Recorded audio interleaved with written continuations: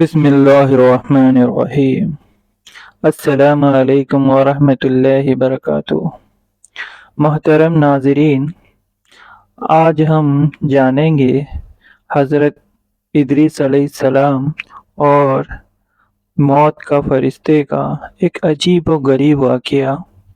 सुनते हैं, आइए शुरू करते हैं। प्यारे दोस्तों आज के इस वीडियो में हम हजरत इदरीस अलैहिस्सलाम और मौत के फरिश्ते का एक अजीबो गरीब वाक़या आपको बताएंगे।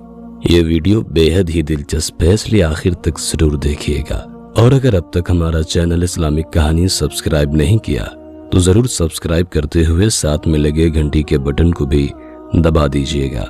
सैयदना इदरीस अलैहिस्सलाम एक दिन अपने काम से फारिग होकर बैठे थे कि मलकुल मौत आदमी की सूरत में मेहमान के तौर पर रात को हजरत इदरीस अलैहिस्सलाम के दरवाजे पर आ पहुंचे।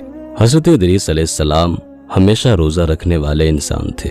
जब शाम होती अफ्तार के वक्त आपका खाना जन्नत से आता, जिस कदर चाहते खा लेते, बाकी खाना फिर जन्नत में चला जाता। उस दिन का खाना जब आया तो हजरत इदरीस अलैहिस्सलाम ने वो खाना उस मुसाफिर को पेश कर दिया, लेकिन मुसाफिर ने कुछ न खाया और कदम पर कदम रखकर इबादत करता रहा। हजरत इदरीस अलैहिस्सलाम उनका ये हाल देखकर बहुत मुतासिर हुए कि ये कौन शख्स है। अगले दिन हजरत इदरीस अलैहिस्सलाम ने उनसे कहा, है मुसाफिर, तू मेरे साथ चलकर खुदा की कुदरत जंगल में जाकर देख। तब दोनों बुजुर्ग घर से मैदान की तरफ निकल पड़े। चलते चलते गेहूं के खेत में जा पहुंचे। मौत के फरिश्ते ने कहा कि चलो चंद गोशे गेहूं के लेकर दोनों खाते हैं।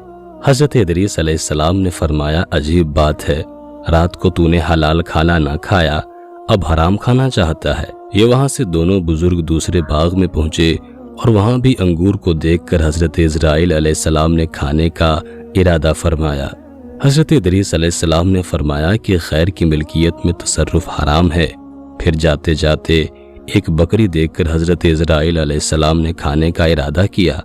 हजरत इदरीस अलैहिस्सलाम ने कहा कि बेगाने की बकरी को ज़बह करके खाना मना है। इस तरह 3 रोज तक दोनों आपस में गुफ्तगू करते रहे।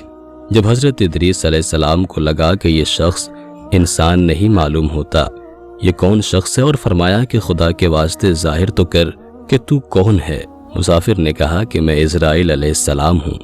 हजरत इदरीस अलैहिस्सलाम ने फरमाया कि सब मखलूकात की जान तुम ही निकालते हो। उन्होंने कहा कि हाँ। इदरीस अलैहिस्सलाम ने फरमाया, तुम शायद मेरी जान कब्ज करने आए हो। उन्होंने कहा, नहीं, मैं तो तुम्हारे साथ खुशतबी करने आया हूँ। हजरत इदरीस अलैहिस्सलाम ने कहा कि 3 दिन से तू मेरे साथ है, क्या इस वक्त भी तूने किसी की जान कब्ज की है? वो बोले, तमाम रूहों को कब्ज करना हमारे हाथ में ऐसे है जैसे तुम्हारे दोनों हाथों के नीचे रोटी रखी हुई हो। यानी जिसकी मौत का हुक्म मिलता है अल्लाह पाक के हुक्म से मैं हाथ बढ़ाकर उसकी जान कब्ज कर लेता हूँ। और बोला, ऐ हजरत इदरीस अलैहिस्सलाम, मैं चाहता हूँ कि तेरे साथ रिश्तेदारी कायम करूँ। हजरत इदरीस अलैहिस्सलाम ने फरमाया कि मैं तेरे साथ रिश्तेदारी कायम करूँगा, आप मुझको रूह कब्ज करने की करवाहट सिखा दें ताकि मुझे ज्यादा खौफ हो और इबरत हो, मैं अपने खालिक की और भी ज्यादा इबादत करूं। मलकुल मौत ने कहा कि मैं अल्लाह की खुशी के बगैर किसी की जान कब्ज नहीं कर सकता।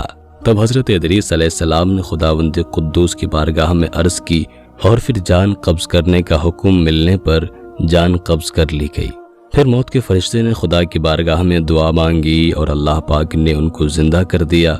हजरत इदरीस अलैहिस्सलाम ने मलकुल मौत को अपनी गोद में ले लिया और दोनों ने आपस में रिश्तेदारी कायम कर ली।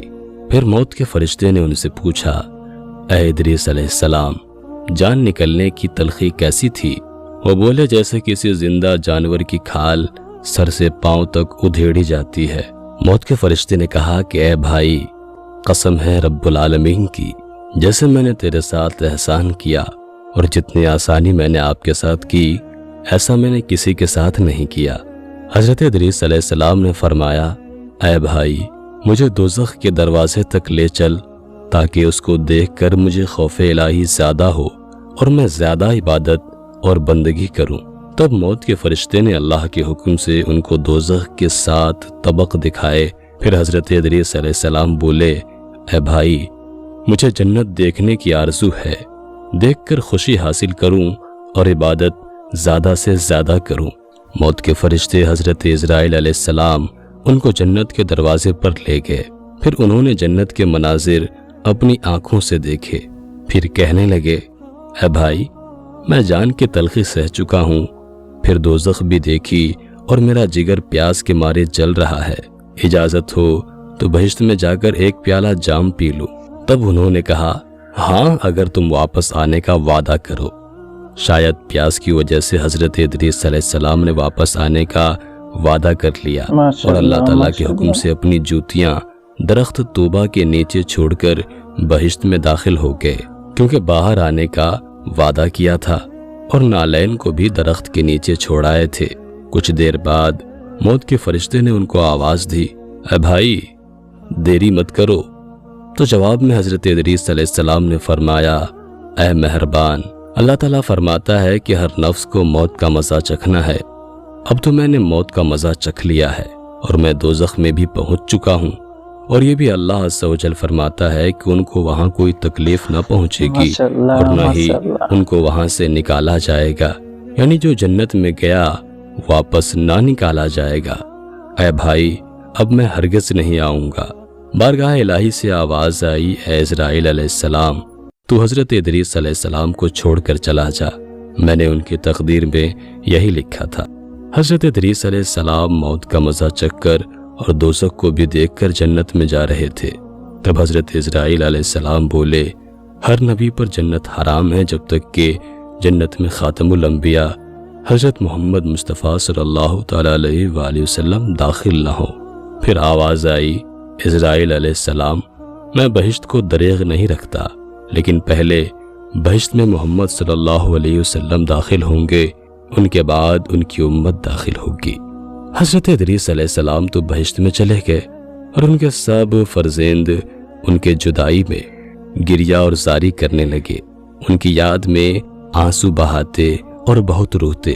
ایک دن ابلیس ان کے پاس آیا اور کہا کہ تم رویا مت کرو، میں تمہارے باپ کسی ایک صورت بنا دیتا ہوں، تم اس کو دن رات دیکھنا اور پوجنا، اس سے تمہارا سب درد اور دکھ ختم ہو جائے گا اور تب تم سب خوش رہو گے۔ اب ابلیس لعین نے ایک ایسی صورت بنائی کہ حضرت ادریس علیہ السلام کی شکل اور اس مورتی میں کوئی فرق نہ تھا، اور وہ لوگ اس صورت کو پوجا کرتے تھے، یہاں تک کہ دھیرے دھیرے بت پوجنے کا رواج پورے دنیا میں پھیل گیا۔ پورب سے لے کر پچھم تک یہ رواج جاری رہا۔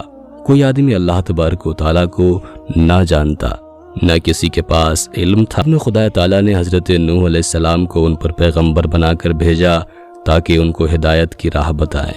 اللہ پاک ہم سب کو نیک عمل کرنے کی توفیق عطا فرمائے۔ انبیاء کرام علیہ السلام کے بتائے گئے راستوں پر چلنے کی توفیق دے اور ایمان پر خاتمہ نصیب فرمائے۔ امید کرتے ہیں کہ آج کی ویڈیو آپ کو بے حد پسند آئی ہوگی۔ ویڈیو کو لائک کرنے کے ساتھ ساتھ دوستوں کے ساتھ شیئر بھی ضرور کیجیے گا۔ اپنا اور اپنے پیاروں کا بہت سارا خیال رکھیے گا۔ اللہ حافظ۔